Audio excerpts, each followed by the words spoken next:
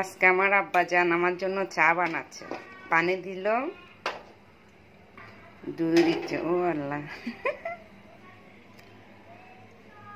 চিনি দিবে। বাহ, চা পাতা দাও। হ্যাঁ, এই যে শরীর কাঁপতেছে, জিনিস ধরতেছে, খাপে বানাচ্ছে দেখেন।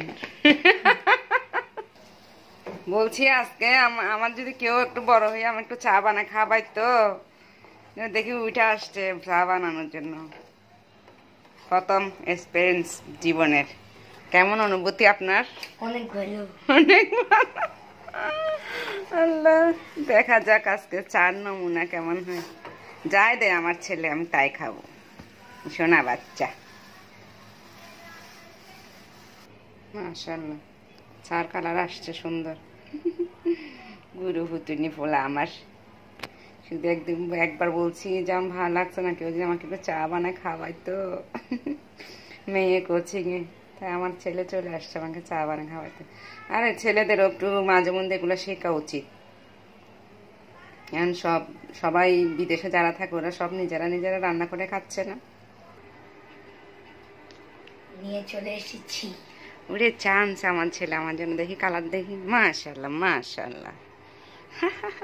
সবাই একটু একটু করে। এই যে আমার চা, সেও কিন্তু চাল আবার জানেন, আমার সাথে সাথে সে চা খায়। চা অনেক মজা। ওই দেখেন, চা বলে অনেক মজা। পাগল ছেলে আমার।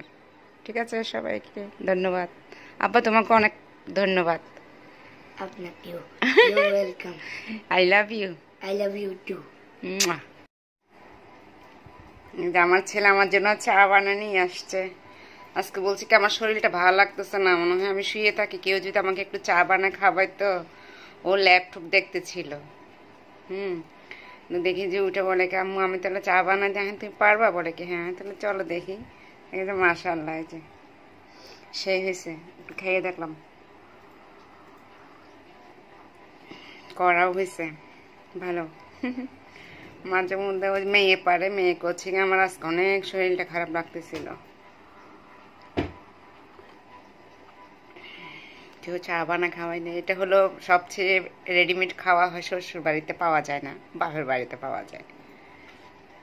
বাবার বাড়িতে তো মা বাবা নাই, তো বোনদের বাসা গেলে ভাগ্নে বউ করে দেয়, এই আর কি।